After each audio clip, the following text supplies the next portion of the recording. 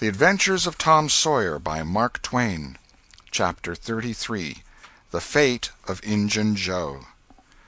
Within a few minutes the news had spread, and a dozen skiff-loads of men were on their way to McDougal's cave, and the ferry-boat, well filled with passengers, soon followed. Tom Sawyer was in a skiff that bore Judge Thatcher. When the cave door was unlocked, a sorrowful sight presented itself in the dim twilight of the place. Injun Joe lay stretched upon the ground, dead, with his face close to the crack of the door, as if his longing eyes had been fixed, to the latest moment, upon the light and the cheer of the free world outside. Tom was touched, for he knew by his own experience how this wretch had suffered. His pity was moved, but nevertheless he felt an abounding sense of relief and security now, which revealed to him in a degree which he had not fully appreciated before how vast a weight of dread had been lying upon him since the day he lifted his voice against this bloody-minded outcast. Injun Joe's bowie-knife lay close by, its blade broken in two. The great foundation beam of the door had been chipped and hacked through with tedious labor. Useless labor, too, it was, for the native rock formed a sill outside it, and upon that stubborn material the knife had wrought no effect. The only damage done was to the knife itself. But if there had been no stony obstruction there, the labor would have been useless still, for if the beam had been wholly cut away, Injun Joe could not have squeezed his body under the door, and he knew it. So he had only hacked that place in order to be doing something, in order to pass the weary time, in order to employ his tortured faculties. Ordinarily one could find half a dozen bits of candle stuck around in the crevices of this vestibule, left there by tourists, but there were none now. The prisoner had searched them out and eaten them. He had also contrived to catch a few bats, and these also he had eaten, leaving only their claws. The poor unfortunate had starved to death. In one place near at hand a stalagmite had been slowly growing up from the ground for ages, builded by the water drip from a stalactite overhead.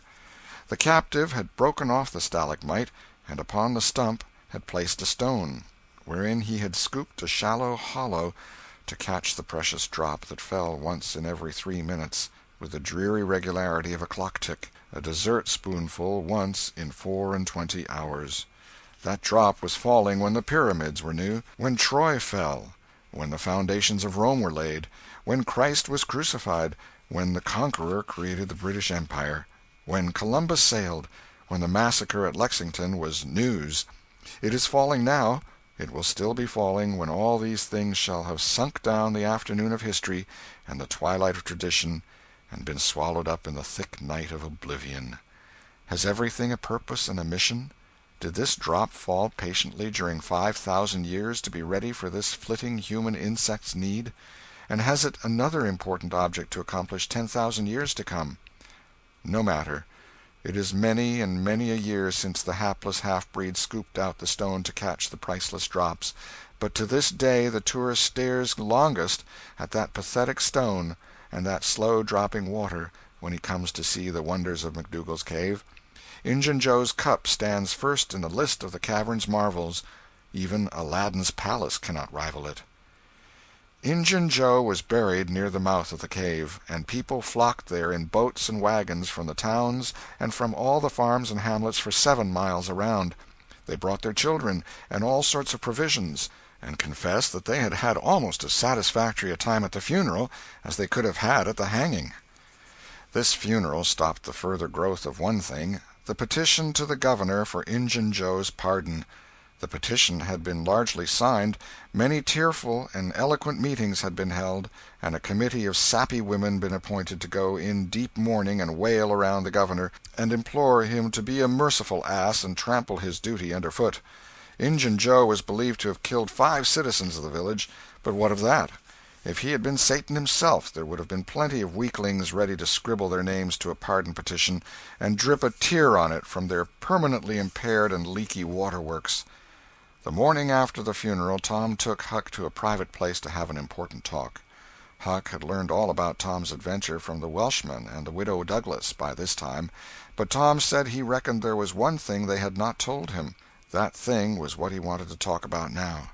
Huck's face saddened. He said, I know what it is.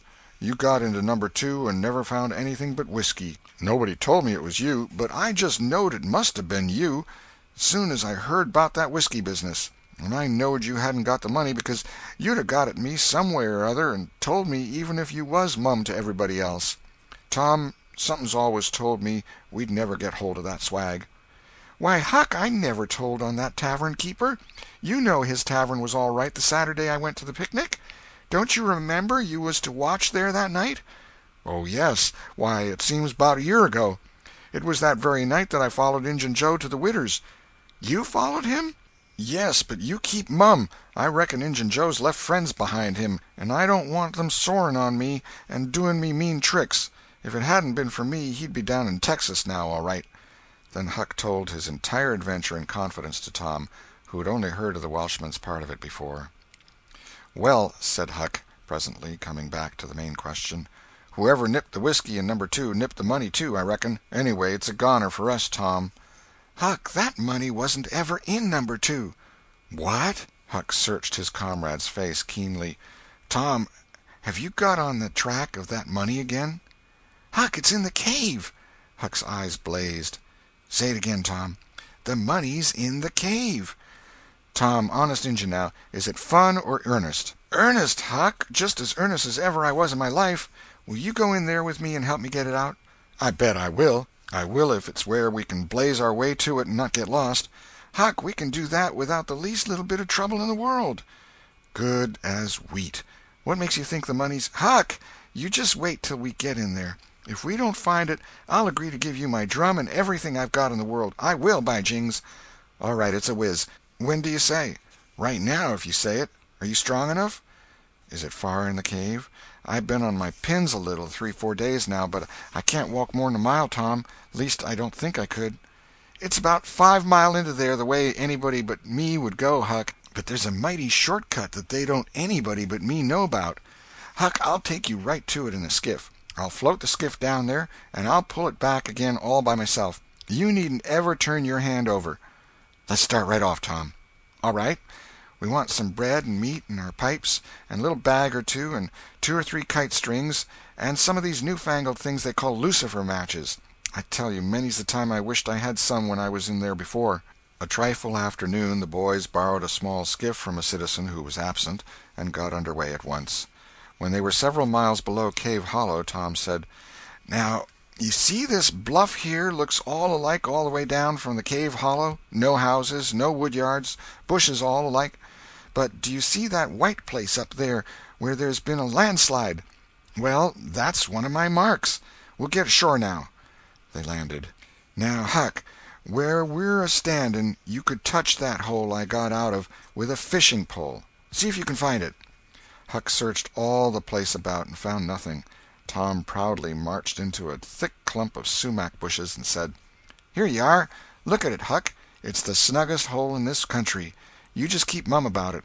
All along I've been wanting to be a robber, but I knew I'd got to have a thing like this, and where to run across it was the bother. We've got it now, and we'll keep it quiet. Only we'll let Joe Harper and Ben Rogers in, because of course there's got to be a gang, or else there wouldn't be any style about it. Tom Sawyer's gang. It sounds splendid, don't it, Huck?" "Well, it just does, Tom. And who'll we rob?" "Oh, most anybody. Waylay people, that's mostly the way." "And kill them?" "No, not always. Hive them in the cave till they raise a ransom." "What's a ransom?" "Money. You make them raise all they can off'n their friends, and after you kept them a year, if it ain't raised, then you kill them. That's the general way, only you don't kill the women. You shut up the women, but you don't kill them. They're always beautiful and rich and awfully scared. You take their watches and things, but you always take your hat off and talk polite. They ain't anybody as polite as robbers. You'll see that in any book. Well, the women get to loving you, and after they've been in the cave a week or 2 weeks, they stop crying, and after that you couldn't get them to leave. If you drove them out, they'd turn right around and come back. It's so in all the books." "Why, it's really bully, Tom. I believe it's better'n to be a pirate." "Yes, it's better in some ways, because it's close to home and circuses and all that." By this time everything was ready, and the boys entered the hole, Tom in the lead. They toiled their way to the farther end of the tunnel, then made their spliced kite strings fast, and moved on. A few steps brought them to the spring, and Tom felt a shudder quiver all through him. He showed Huck the fragment of candle-wick perched on a lump of clay against the wall, and described how he and Becky had watched the flames struggle and expire. The boys began to quiet down to whispers now, for the stillness and gloom of the place oppressed their spirits. They went on, and presently entered and followed Tom's other corridors until they reached the jumping-off place. The candles revealed the fact that it was not really a precipice, but only a steep clay hill 20 or 30 feet high. Tom whispered, "Now I'll show you something, Huck." He held his candle aloft and said, "Look as far around the corner as you can. Do you see that? There, on the big rock over yonder, down with the candle smoke." "Tom, it's a cross." "Now, where's your number 2? Under the cross, hey? Right yonder's where I saw Injun Joe poke up his candle, Huck." Huck stared at the mystic sign a while, and then said with a shaky voice, "Tom, let's get out of here." "What? And leave the treasure?" "Yes, leave it. Injun Joe's ghost is round about there certain." "No, it ain't, Huck, no, it ain't. It would ha'nt the place where he died, away out at the mouth of the cave, 5 miles from here." "No, Tom, it wouldn't.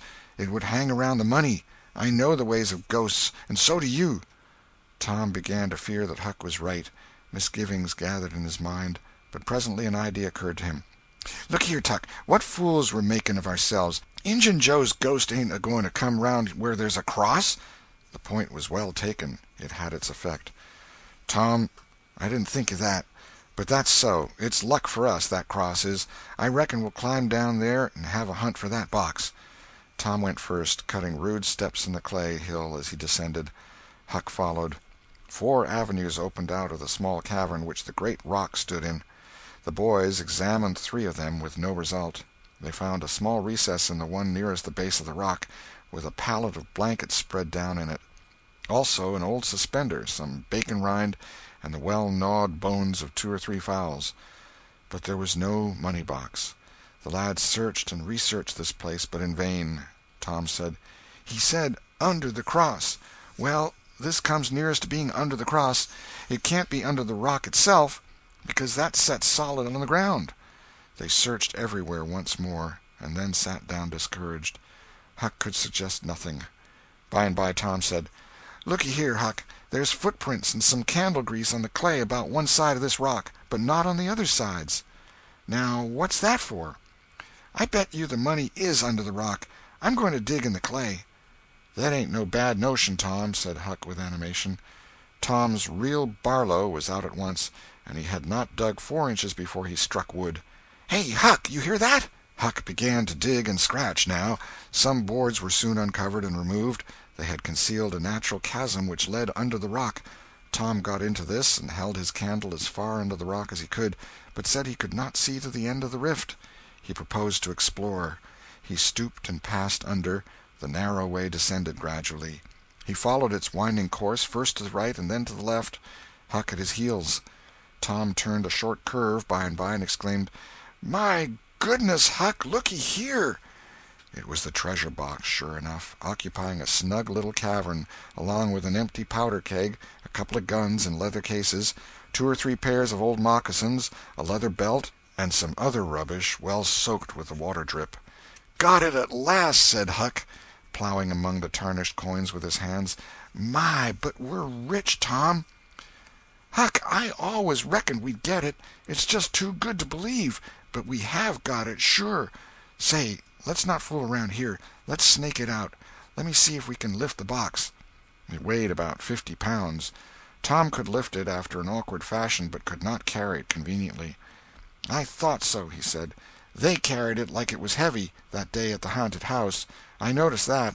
I reckon I was right to think of fetching the little bags along." The money was soon in the bags, and the boys took it up to the cross rock. "Now let's fetch the guns and things," said Huck. "No, Huck, leave them there. They're just the tricks to have when you go to robbing. We'll keep them there all the time, and we'll hold our orgies there, too. It's an awful snug place for orgies."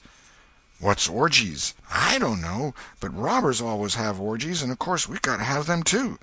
Come along, Huck. We've been in here a long time. It's getting late, I reckon. I'm hungry, too. We'll eat and smoke when we get to the skiff."